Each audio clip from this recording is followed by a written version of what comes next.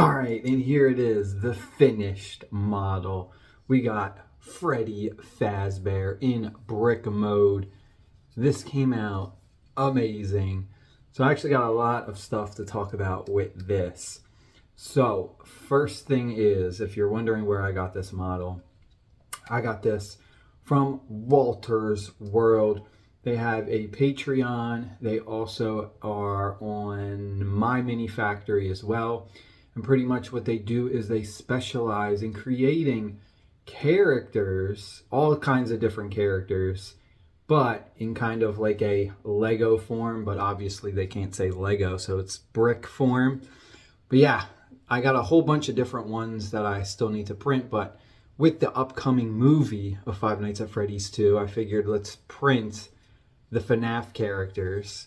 So yeah, let's take a look really close in detail. We got Freddy Fazbear. It prints in multiple different parts. All of the supports are already on the files and everything, so it was super easy to print.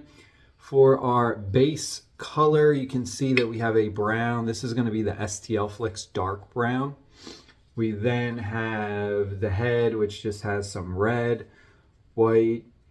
I went with a light blue for the eyes. I know the eyes are supposed to be like a little bit of a darker blue, but I just didn't think it was going to look good with the black because it has black in the eye. So I figured like the dark blue that I have, I felt like it was the black and the dark blue was going to blend in. So I went ahead and used a light blue, which I really like the eyes. The eyes I think came out so cool.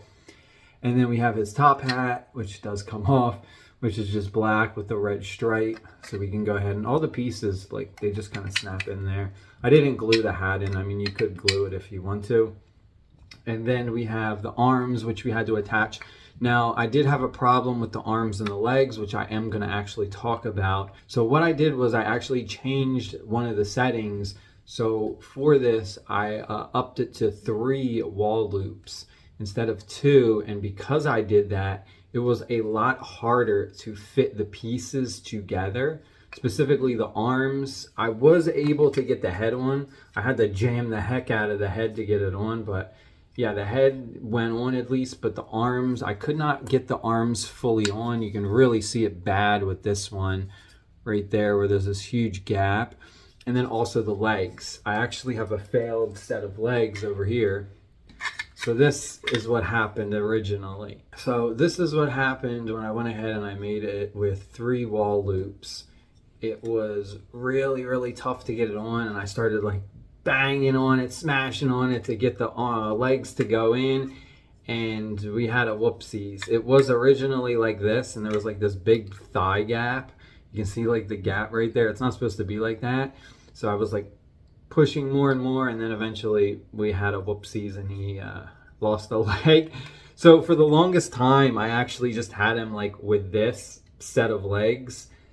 I was gonna glue it on, but luckily I actually had just enough brown to reprint the legs, because I didn't think initially I had enough brown to reprint the 2 legs and then the connector. That's why I didn't do it right away. But then I was like, I went through the settings, the slicer, and I put it down to 2 wall loops to see if that would maybe help. And then I also put the infill down to 5% instead of 10%, just so I had enough, because I was like, oh, maybe if I put 5% infill, I'll be able to get away with it, because I only had like, I think 70 or 80 grams left. And printing the new legs ended up being, I think, like 67 grams. So I just had enough.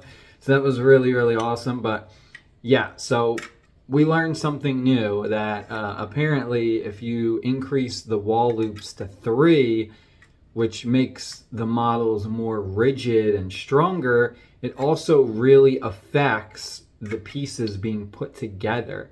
So it was something that I did not know, because I'm relatively new to 3D printing. I like started like last year, and I really was very, very casual doing it last year. I would say within the last like 4 or 5 months, I've kind of been doing it a little bit more consistent and learning more.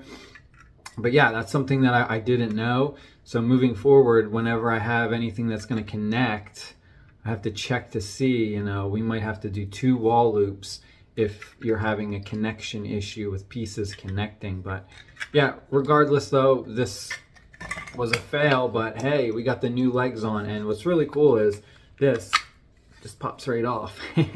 So yeah, this is how it connects with the legs right here. And all you do is you snap these back on. I guess you could glue them, but I really haven't glued anything. The only thing that I did glue was the eyes, because the eyes don't really, like, at least for me, the eyes didn't really snap in, so I had to glue the eyes, and they're at least better now. But yeah, this can come off, which is cool. The arms are supposed to be like movable, but obviously we had the problem with the arms. If I had enough brown, I would reprint the arms with the 2 wall loops, but you know, for right now, I'll have to get some more brown. The legs though, the legs move, which they're supposed to. These ones on the other one wouldn't move. So yeah, they're supposed to move. So you can have Freddy standing, or you can do it like this. You can have him sitting, sit on my shoulder. But yeah, it's so cool that, like, I love these models. The Walter's World Brick Buddies, Legos, whatever you want to call them, these little characters, man, they're so cool. I think he came out great for his bow tie. We did it black, we did this piece yellow, and then this is also black. For the microphone, we did the microphone in a silk gold. The silk gold is also from STL Flicks, and then we did the top of it, which is supposed to be like, you know, the silvery, shiny part of a microphone. I did it with a shiny silver, but it also has the sparkles in it. It's like a sparkle shiny silver. So I thought that would look really cool to give it like a more realistic look for like a microphone, which I think, you know, if you take a look, it's really, really awesome. We also did the, what is it called? The top finish of the arch cord thingy, where it's a circular top finish. We did that as well. So you kind of see that in some of these. You can see we did it on this one. We did it on the legs, where you get that circular effect, which is kind of cool. We also did it with the top hat, where you get that circular effect. But overall, I thought this was a lot of fun to print. We're gonna go ahead and we're gonna print the next FNAF animatronic. I'm not sure which one yet.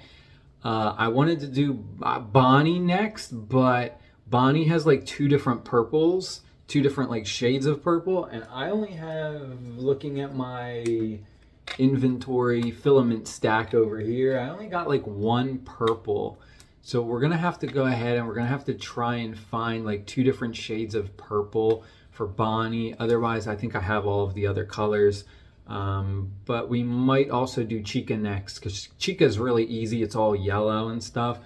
But I think yellow is another one that I don't have a lot of either. So I'm waiting for Black Friday to get these Black Friday filament sales to really stock up on some like different colors, because I'm really lacking in like yellow and what other color, brown. Like there's very specific colors that I'm missing, but I have a lot of like other colors. So yeah, that's gonna be it for this video.